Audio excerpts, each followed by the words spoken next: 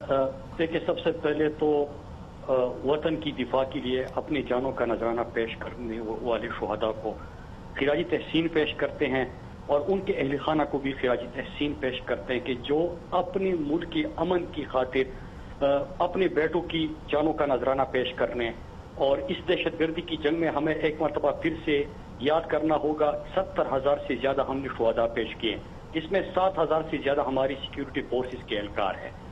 आज के जो दो अफसोसनाक वाकयात है वजीरिस्तान के अंदर आपने देखा कि हाल ही में जो कामयाब इंतखाबात हुई और जो मेन स्ट्रीमिंग जो फाटा को करना था और फाटा के इंतजाम के बाद एक और अमल था जिसको मुकम्मल करना था और पाकिस्तान फौज की सिक्योरिटी इंतजाम की वजह से उनकी कुर्बानियों की वजह से वो भी मुमकिन बना।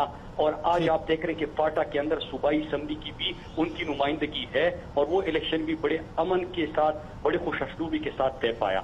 अब जाहिर सी बात है कि पाक अफगान सरहद पे जो बाढ़ इस वक्त लगने जा रहा है और जिस अंदाज से वो अपनी तकमील की तरफ बढ़ रहा है, तो कौन सी कुव्वतें हैं जिनको ये जो बॉर्डर फेंसिंग है ये उनकी आंखों में खटकता है, ये कौन सी ऐसी चीजें हैं उसके ऊपर हमें गौर करना होगा। इस वक्त फाटा में अमन आ चुका है, पाकिस्तान में अमन आ चुका है, पाकिस्तान अमन के लिए कुर्बानी दे चुका। अब तो फाटा नहीं रहा, अब तो जाहिर है कि खैबर पख्तूनख्वा का हिस्सा बन गया है, तो वैसे बड़ा मुश्किल है इस लफ्ज को जुबान से उतारना। लेकिन आप ये फरमाइए कि जब हम फेंसिंग की बात करते हैं, जाहिर है कि बड़ा मुश्किल अमर था, लेकिन इनिशियली जो पाकिस्तानी चेक पोस्टों पर फायरिंग की गई वो अफगान फौजियों की जानिब से की गई थी, तो उन्हें क्या मसला हो सकता है उस वक्त कि जब अगर फेंसिंग हो रही है तो ये तो दोनों मुल्कों के मुफाद में है। देखिए, दो चीजें हैं। पाकिस्तान के अंदर सी भी चंद आवाजें आपने सुनी थी कि वो किस तरह जो हमारा एक्स फाटा है और खैबर पख्तूनख्वा में जो इंतजाम हो चुका है वो वहां पे अमन को खराब करने के लिए, ये इलेक्शन को ताखीर की तरफ ले जाने के लिए और इस अमन के प्रोसेस को रोकने के लिए और फाटा की डेवलपमेंट को रोकने के लिए ऐसे कौन से नारे वो लगा रहे थे? क्या वो हमने वो चीजें देखी नहीं? उनको सपोर्ट कहां से मिल रहा था? अफगानिस्तान से मिल रहा था। अफगानिस्तान की जब हम बात करते तो हमें ये याद रखना होगा कि अफगानिस्तान के अंदर अमन पाकिस्तान के लिए भी जरूरी है और पाकिस्तान उसकी अमन की खातिर अपना किरदार भी अदा कर रहा है। लेकिन इस वक्त इंडिया का क्या वहां पे जो कौंसलखाने कायम हुए, रात के जो वहां पे नुमाइंदे बैठे हुए हैं, वो पाकिस्तान में अमन खराब कर रही है, किसी से देखी छुपी चीज नहीं है। बलूचिस्तान की जब हम बात करते हैं तो कौन ऐसा दुनिया के एक और चीज बड़ी इंपॉर्टेंट है मुराद सईद साहब, जिस तरीके से ये अफगान वजीर आजम साहब का निहायत कामयाब दौरा रहा और पाकिस्तान की अहमियत को तस्लीम किया गया, और जिस तरीके से गुज़िश्ता कुछ अरसे में हमने देखा कि भारत का जितना इन्फ्लुएंस था उसके बावजूद उसको अफगान पीस प्रोसेस से निकाल बाहर फेंका गया, तो इस पर भी आप समझते हैं कि पड़ोसी मुल्क को तकलीफ होगी बड़ी? देखिए, पड़ोसी मुल्क को पाकिस्तान का जो अभी पाकिस्तान के वजीर आजम का अमेरिका का दौरा था, जिस तरह की कश्मीर के हवाले से बात हुई, पाकिस्तान का अफगानिस्तान के अमन के में अपने जो पाकिस्तान का किरदार है उसको सराहा किया। पाकिस्तान ने पेशकश की कि जो अफगानिस्तान की अमन में हम आपको सपोर्ट देंगे, ताउन करेंगे। दुनिया ने उसको माना, पाकिस्तान की कुर्बानियों को माना। कश्मीर के हवाले से बात हुई, अमेरिका ने कहा कि हम मीडिएटर का किरदार भी अदा करने के लिए तैयार है। और किस तरह फिर आपने देखा कि मोदी और जो इंडिया है वो किस तरह बौखलाहट का शिकार हुआ। आपने इंडिया का मीडिया भी देखा होगा, आपने उनके बयानात भी देखे होंगे, वो बिल्कुल बौखला चुका है। लेकिन पाकिस्तान और पाकिस्तान के जो फौजी जवान हैं वो अपनी सरहदों का दिफा करना जानते हैं। आपने 3-4 महीने पहले देखा कि किस तरह पाकिस्तान ने इंडियन जो आर्मी है उसका पायलट जिस तरह पकड़ा, उनकी तैयारी की, ये सारी चीजें लोगों के सामने है। वो बिल्कुल कोकराहट का शिकार हो चुके हैं। लेकिन दो चीजें यहाँ पे अहम है। पाकिस्तानी कौम देख रही है कि हमारे अफवाज ने और हमने दहशतगर्दी की जंग में कुर्बानी तो दी, लेकिन हमने कुर्बानियों के बाद अमन हासिल कर लिया है। पाकिस्तान के अमन के ऊपर बिल्कुल समझौता नहीं होगा। खैबर पख्तूनख्वा के अंदर फाटा का इंतजाम मुकम्मल हो चुका, वहां पे इंतखाबात हो गए, उनकी डेवलपमेंट का आगाज हो गया, वो तरक्की की तरफ बढ़ने लगे। अब अगर किसी को ये पसंद आए या ना पसंद आए, लेकिन पाकिस्तान आगे बढ़ रहा है और ऐसी कार्रवाइयां बुज़दिल दुश्मन जो है वो इस किस्म की बुज़दिल कार्रवाइयां करता जाएगा। मुराद सईद साहब, जाहिर है कि आप भी, जाहिर है कि आपकी हुब्बुल वतनी पे कोई शक नहीं कर सकता, आप शोला बयान हैं, इसके साथ साथ मुल्क का दर्द भी रखते हैं। अब ये जो 10 जवान पाकिस्तान के शहीद हुए हैं, हमारी ख्वाहिश तो अमन है, लेकिन ऐसे में वहां से सरहद पार से अगर रिटेलिएट किया जा रहा है और हमें निशाना बनाया जा रहा है, तो हमारा जवाब अब क्या होना चाहिए?